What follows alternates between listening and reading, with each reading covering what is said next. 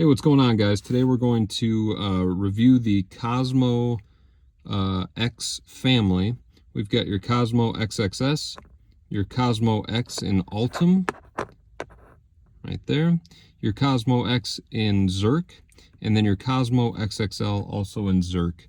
And we're just going to discuss the different properties of all four of these and talk about which ones I like and which ones I don't. So 42Cosmo, your best bet for finding one of these is either on AliExpress or in the Facebook groups. I have not, well, actually, I take that back. These two right here are on Fidget House. If you want to find these, they're both still available on Fidget House. A lot of stuff is sold out there right now, but these are on there. So those, you can find those there. This one's been discontinued, so you cannot get the XXL anywhere anymore. And then this one, yeah, AliExpress. You could probably find it on Etsy, maybe from one of the stores.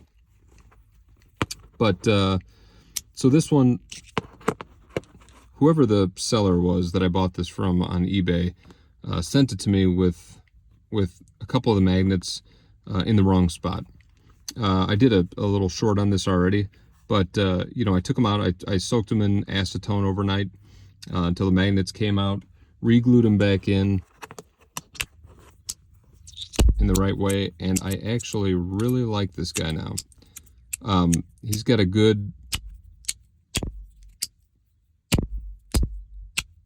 kind of hearty sound to him because it's just these two thick pieces of stainless steel. So it's got a really good sound to it, good clasping sound.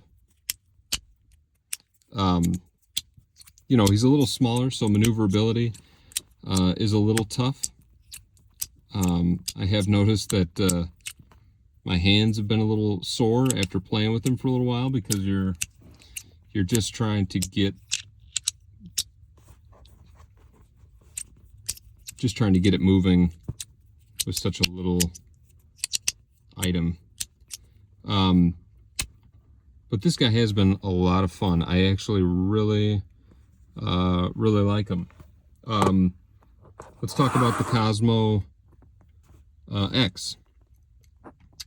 So I thought about getting Ultum the first time I bought a Cosmo X, and instead went with Zerk because it was I think maybe $25, $30 more.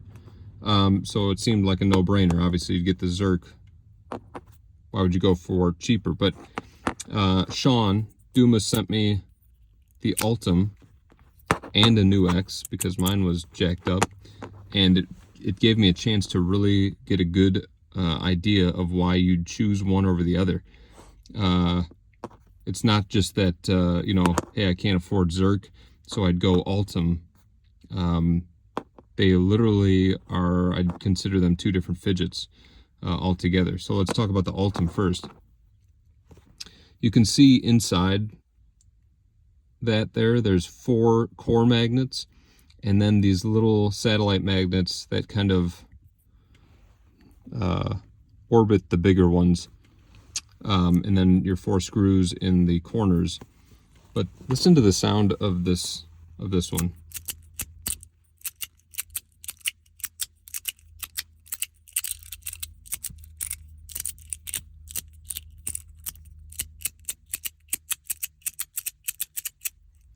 Isn't that incredible?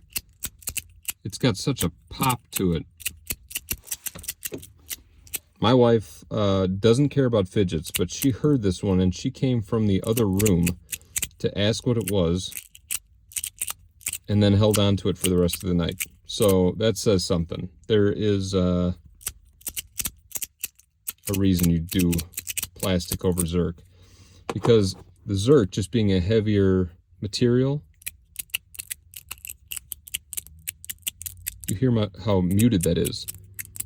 It's still a great fidget, and I love the Zerk, partly for the look over the Ultum, but you know, it's got a little heft to it, so it feels a little more substantial. But it definitely is quieter than that.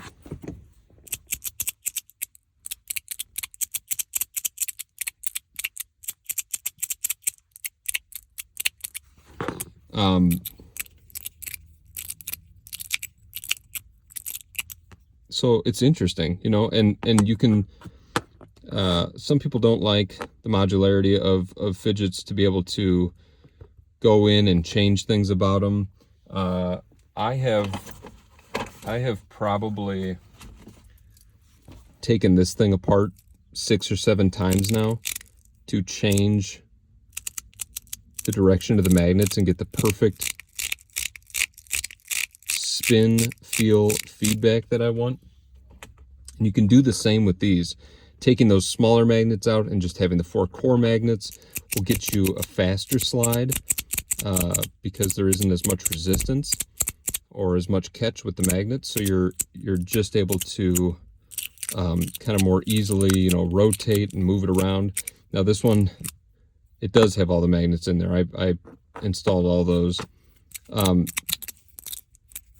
This one doesn't. You get a little faster with the turns, and so that's kind of an interesting comparison though. I think this one you're getting a lot more of the sound, but it's super lightweight even with all those magnets in there. That's a really lightweight fidget, but both worthy in their own right. So I mean, it's not one over the other, or which one can you afford. They're both their own interesting experience to try. Then you got the XXL. Again, I said this one is no longer being made, but this is the X, but with an extra piece in the middle there to be able to get some interesting turns and twists. I really like this guy. In fact, he was a little beat up when I got him. Some of these stickers were gummed up, glued on there with almost like a whole glue covering over all the plates. That had obviously been added by somebody to kind of help with the movement of it. But just cleaning it up and switching out some of the magnets, and I took my Dremel to it and polished it a little bit. Still not exactly where I'd like it to be, but it's far from where it was. It's changed it. It made it a whole new fidget. I thought for sure that